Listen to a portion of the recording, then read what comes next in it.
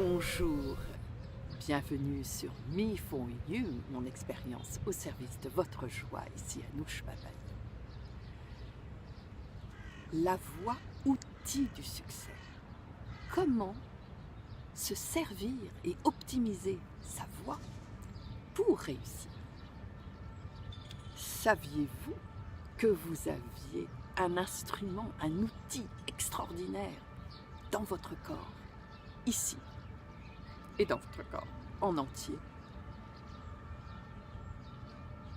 Nous avons tous la possibilité de rendre notre voix affirmée.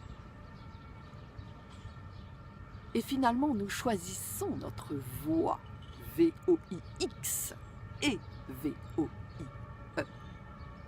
Je vais vous montrer comment. Moi-même, j'ai régulièrement travaillé ma voix, car je suis aussi une chanteuse. J'anime des ateliers, je prends la parole en public régulièrement, je vous livre ces vidéos. Et c'est un sujet qui m'a toujours fascinée, de savoir que, eh bien, à l'intérieur de moi, j'avais un instrument tout à fait magnifique qui me permet, j'allais dire, d'obtenir ce que je veux et en tout cas de communiquer, ce qui est un de mes grands plaisirs. Je vous invite à aller regarder sur le web. Pour préparer cette vidéo, j'ai beaucoup exploré.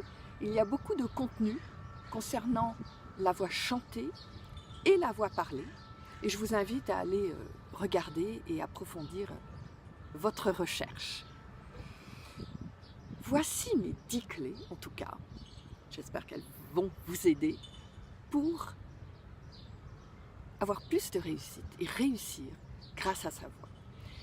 D'abord, clé numéro 1, c'est déjà de décider qu'on va utiliser sa voix comme un de nos outils de succès et choisir de commencer ce cheminement que je vais vous dérouler. Toujours, c'est une décision et un choix. Vous me connaissez maintenant. Clé numéro 2, prendre conscience de sa voix. Lorsqu'on parle, c'est de s'écouter, d'être conscient que nous sommes en train de jouer notre instrument, jouer de notre instrument. Clé numéro 3, c'est d'accepter sa voix, de l'aimer. Elle fait partie de moi. Clé numéro 4, et c'est souvent par là que d'autres commencent, respirer. Ça veut dire quoi? L'idée, c'est de respirer en respiration basse, ce qu'on appelle respiration basse, que les chanteurs connaissent, chanteuses et chanteurs connaissent. C'est notre respiration naturelle. Quand vous regardez un bébé dormir sur le dos, vous voyez que son petit ventre monte et descend. C'est notre respiration naturelle que nous oublions d'utiliser et que la tension aussi nous empêche de faire. Donc l'idée, c'est de relâcher le bas du ventre lorsqu'on prend une inspiration. C'est d'imaginer qu'on remplit une bouteille d'eau. Donc la bouteille va se remplir par le bas. Et l'idée, c'est de remplir l'air de notre corps, dans notre corps, par le bas. De laisser les épaules baissées. Et encore, il y a beaucoup de contenu sur le web sur la respiration basse. Je vous invite à aller regarder. L'idée donc, c'est de respirer profond, de remplir à partir du bas et de remplir, lorsqu'on arrive en haut, les côtes, sur les côtés et derrière, car nos poumons sont plus derrière que devant. Vous avez dû l'entendre ça déjà. Donc respirez. Clé numéro 5, c'est de lever la pression. Il ne s'agit pas de pousser sa voix vers l'avant, au contraire, de la faire un peu rouler, s'incarner dans notre corps, Vous voyez, je parlais de bébé tout à l'heure. Il y en a un qui passe.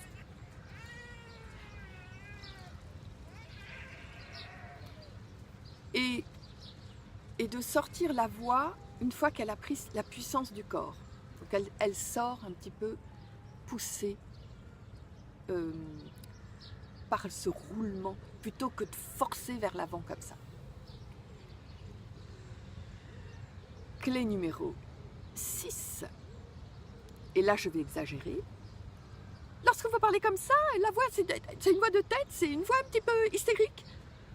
C'est de laisser, je vais exagérer, laisser descendre votre voix dans la poitrine, voire plus bas. J'ai exagéré exprès. Laissez, comme si vous laissiez descendre la voix. Ça va vous donner un aplomb et une paix qui va s'entendre.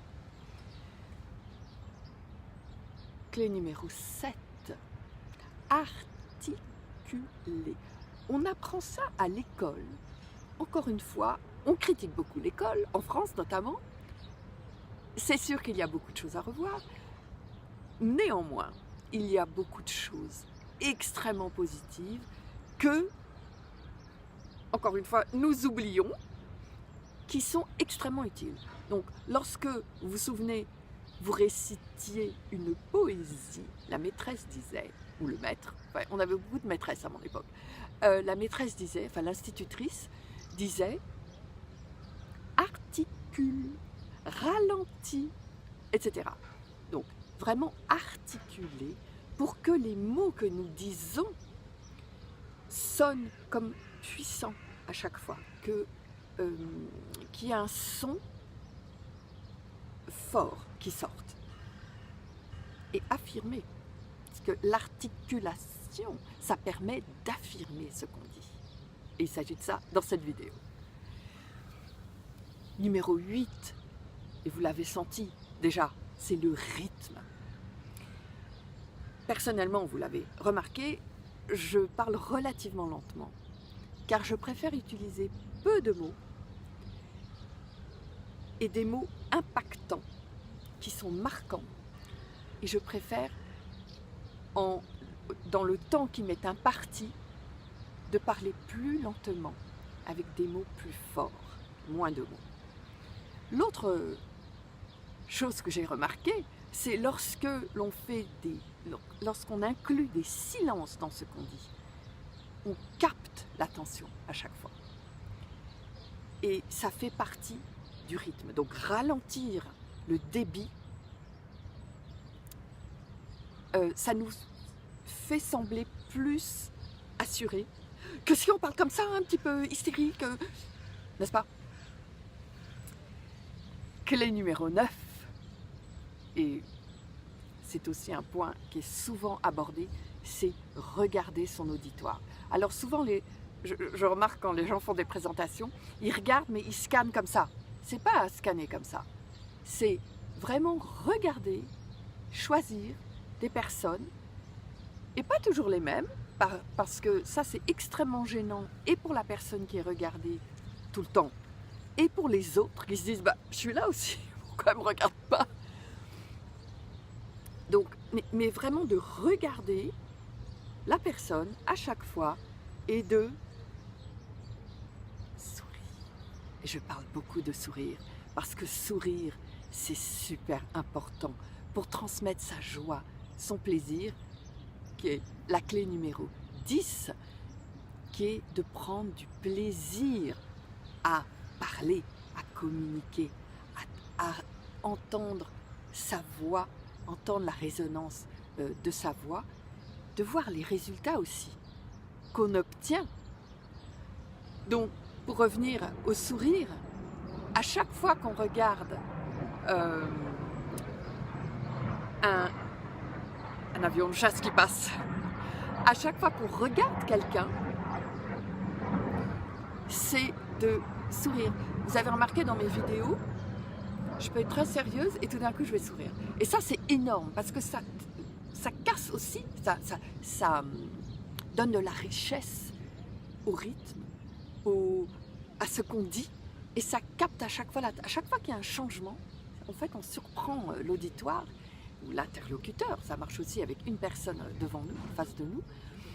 Et ça recapte l'attention et ça raccroche l'interlocuteur qui fait attention à ce qu'on est en train de dire.